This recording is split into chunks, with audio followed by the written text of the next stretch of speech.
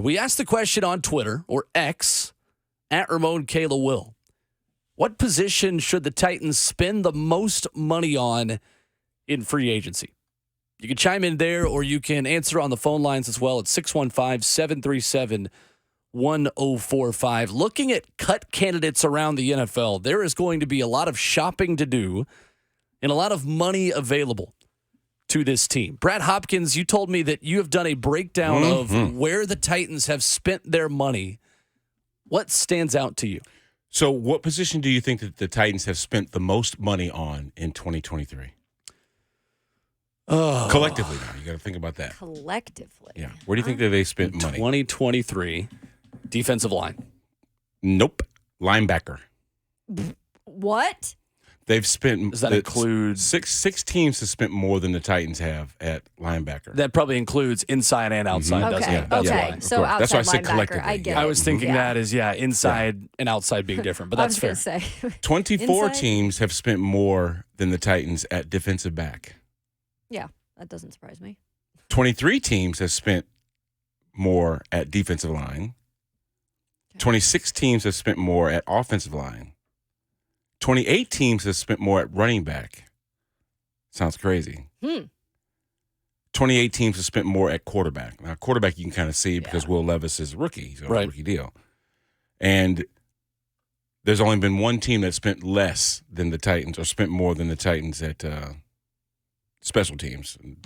That's the Texans. Yeah, I was thinking, because that equation takes out Danico Autry. I was thinking of last year when you would have had Autry and Simmons together. So that makes sense. The position that they really don't spend a bunch of money on, which to me is a pivotal position on most offensive units, especially ones that run more than just 11 personnel, is tight end. And the Chargers are the only team that spend more money or spend less money at the tight end position than the Titans do. And that's an interesting one, too, because I don't think the Titans are going to need a second tight end as much as they did. And I don't think they're going to keep a fourth tight end as likely as they are maybe now a sixth wide receiver or a seventh wide receiver, even if they go that far. And that's probably swinging too far in the other direction. But tight end is a fascinating position for me under Brian Callahan. I think they kind of go more back to I don't think they're going to do what Mike Vrabel and company have done the past few years and kept that many. I agree with you, Will, on that. I think if you look at Chig specifically, and, I think they'll utilize Chig a lot, just the versatility that he has. It looks like he was kind of on the up and up towards the end of the season after he got out of his own head. But, that is an interesting position because I feel like if you get a guy like a Brock Bowers or something like that, you're going to incorporate them no matter what in your offense as much as you can because they have that talent, right? But I just don't think like that is something they're going to emphasize compared to other positions that they absolutely have to have. Well, the only thing I would say is that usually a tight end can be a Swiss Army knife, especially you're talking about 12 and 13 personnel. Look at both of the teams that got to the championships. Right. Okay, they featured more than just George Kittle and Travis Kelce. There's Noah Gray scoring touchdowns. There's all kinds of guys other than, say in this offense, Chig or Trayvon Wesco. Josh Wiley and Okonkwo are the only two that aren't free agents, when it comes to the tight end position. Right. You're talking about a fifth rounder from last year, and of course Chig was a fourth rounder from the year before. But the veterans, they're not under contract basically anymore. So I'm thinking that there might be a use for adding another veteran if they're not looking to sign either Wesco or Kevin Rader back to this roster. But I still see them using the tight end not necessarily as a run balance, but you can put them in a slot sometimes. Create mismatches with linebackers because they're bigger, or they're faster than a linebacker but bigger than a safety. So there's a lot of things that you can do to mix and match. But I would say that a lot of the offenses that we see with a lot of productivity have a well-rounded tight end position. The Titans maybe just aren't one of those teams. So what position should be at the top of the Titans shopping list? Is there a player in particular that you see when you look at cut candidates that include Nick Chubb in Cleveland as a guy that could be available? The Chargers, who, according to NFL.com, have 4 cut candidates in Joey Bosa, Khalil Mack, Mike Williams, or Keenan Allen. All guys that could be on the chopping block for a Chargers team that is $45 million over the cap? Or is it an inside linebacker where not only do you have talented linebackers available, you've got a guy in Patrick Queen with familiarity with Denard Wilson, your new defensive coordinator coming from Baltimore. You've got C.J. Mosley, who is a strong cut candidate for the New York Jets, who's led the Jets in tackles in 3 straight seasons, only trailing Foye Oluokun, Bobby Wagner, and Roquan Smith in tackles since 2021, who would save the Jets $11 million. When you look at all of these options and different positions of need for the Titans, where do they spend their money in free agency? Well, I think when you look at the 6 potential free agents that are on the defensive side of the football, you probably would have to start on that side.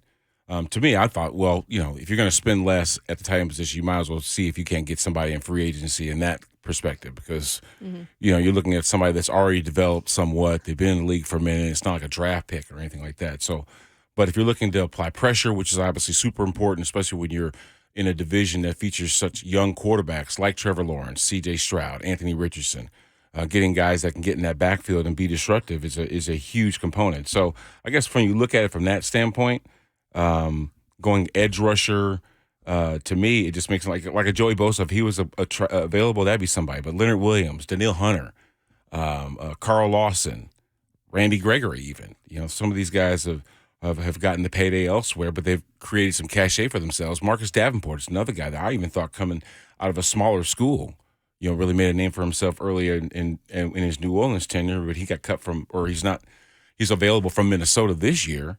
But I would say probably one of those guys to start out with. And hear me out on the Joey Bosa thing. Look, I think Joey Bosa is a good player. The problem with Joey Bosa, which I don't think I would roll the dice and pay the money for this guy can't stay healthy. Joey Bosa played 5 games in 2023, played 9 games last year, continues to deal with injuries. When he is healthy, I think he's good, but it's like he can't contain that not development, but he can't have that success continuously because he's always getting hurt at some point of the season. And he's 28, so he's younger than a Khalil Mack who's in his 30s. But Khalil Mack's been healthy the last 2 seasons. I know his numbers aren't out of this world, but I would take Khalil Mack as an outside linebacker before Joey, just because I feel like Joey is always going to be hurt. But I think they really need to focus on, at some point, the cornerback position, because in the draft this year, you're likely going to go with the tackle in that first round. Second round, I think you can find a very quality wide receiver, which I think a lot of times we find value in receivers in the second round. Look at the A.J. Brown pickup, for instance, specifically for the Titans in the past. You don't have a third rounder. And I think at that point, the cornerbacks maybe that you're going to start right away, if you were to start a cornerback this year, you're not necessarily going to have that guy. You could get one in the 4th round. You could potentially develop to be one of those guys. But I think you need to spend some money in free agency in the cornerback position. You guys, they have a ton of good ones out there right now. And you might have to pay a little more. But I say get on it while you can, because it's not always that you're going to have solid names out there free agency-wise with cornerbacks. Would you guys agree that Titans needs are offensive tackle, cornerback, wide receiver, edge rusher, and then depending on what they do with Derrick Henry, running back? I would put inside linebacker over edge rusher too. Yeah, because Azeez Al-Shire may or may not be back. And his dead cap hit now for 2024 is on the Titans' docket, since they did not extend him before end of business yesterday, the way I understand it. But that's only a couple $1 million. That's not going to break the bank. But I would agree with you, Brad. The most answers on Twitter at Ramon Kayla Will is for offensive line. And we have covered extensively the issues in buying offensive linemen. And last year, Mike McGlinchey from San Francisco was the name that teams were coveting in free agency, and the guy completely flopped. And that's not to say that one player is a reason why you don't sign free agent linemen, but that is such a premium position when it comes to protecting your quarterback. If a team is letting a premium offensive lineman go, there is a good reason. Yep. They either can't stay healthy, they don't get along with somebody in the staff, or they just can't play. It's typically, I would say, Brad Hopkins, 90% of the time, one of those three reasons. It is not in your best interest to build an offensive line in free agency. I never saw free agency. Thank you. 13 years I played in the league. I never saw free agency. I was always re-signed the year before my contract was going to be re-signed. I mean, that's just a fact, what Will is saying. I mean, if you've got – put it this way. If there are free agents available on the offensive line position, there's a reason why they're available, because they're expendable. Because any quality offensive lineman you're going to keep in the fold. And also we understand how important it is to keep the nucleus together. Flipping and flopping in the offensive line never lends to success. It never does. Those guys need as much time to play together and stay together as much as they can. If you got a good unit that stays healthy and that understands how to work with one another, the cohesion that we always talk about when you're talking about the trench guys, that's super important. And it doesn't mean grabbing a free agent here and a free agent there and just plugging and playing. Like, you don't see offensive linemen come off the field, in essence, when a game's being played. And tell me if I'm wrong. We've had this conversation with Ramon. Homegrown is the best way. You get a homegrown, for the most part, if you can get as many draft picks and homegrown that line and keep them together for as long as you can, like, that's the way to go. Then you can pick some guys out in free agency. Some years you can get, in terms of depth players, but really to have that homegrown line, I think, is important. And I think it starts, again, on that left side where you see the Titans are starting to try to build that in the draft. Okay. Here, look at the Eagles, for instance. Jordan Mailata, Landon Dickerson, Jason Kelsey, Cam Jurgens, Lane Johnson. All of those guys were draft picks from the Eagles. Exactly. You see? And they got that nucleus together, and they've been playing together. I mean, since going back to 2011 when Jason Kelsey was drafted in the 6th round, mind you. Right. So they've been one of the best. And right. So if you got those guys that can consistently play together all the way up into Cam Jurgens, who was the last high draft pick at number 2 or 2nd round rather in 2022, that just shows you the span of how long these guys are playing together up front.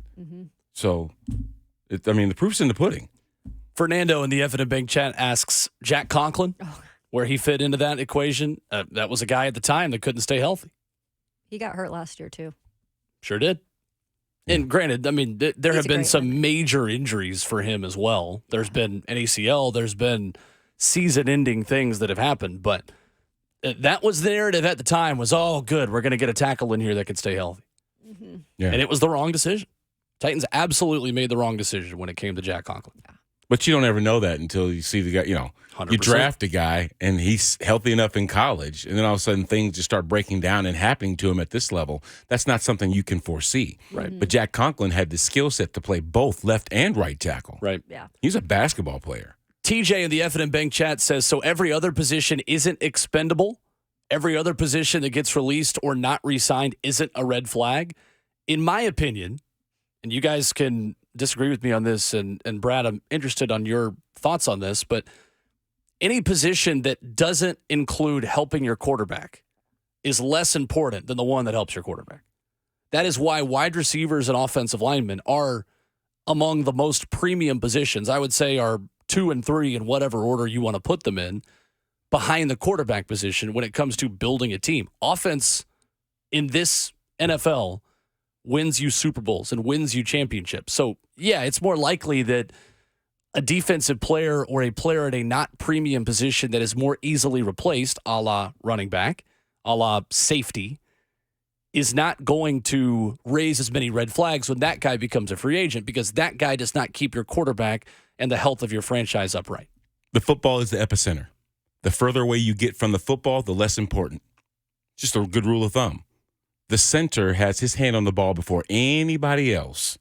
He hands it to the quarterback, who is obviously the most important position on the football field, because why? He's distributing that football. And then it goes from there to guys he's handing it off to, or guys that are receiving it. But protecting the pocket is first and foremost, because if the guy that actually has the ball to distribute the football doesn't have time to do his job, it affects his ability to do his job. Okay? And then, of course, receivers come after that. Now, being able to affect the other guy that has the ball in his hand, too, that's important, too. Like, 100%. You just can't have that other quarterback on the other sideline just standing back there, with a gajillion amount of time to be able to pick a defense apart. So being able to apply pressure, which is why defensive linemen are so important, and cornerbacks that can take away that side of the field, right? Mm-hmm. And basically neutralize your best receiving option to catch that football. That's important too. Absolutely. So if you start with the football as being the epicenter and move outward from the football and who has their hands on it and what they're doing with it, that's how you can determine the level of importance. Yeah, and that's what I was going to say. I think those are obviously two important things in this NFL, the linemen, the receivers, but defensively, you're right. The cornerbacks, as they call them, the quarterbacks of the defense for a reason. And look, these guys are at a premium. The mind, the smart, the intelligence you have to be back there too, not just the skill set, is important, and it's hard to find sometimes.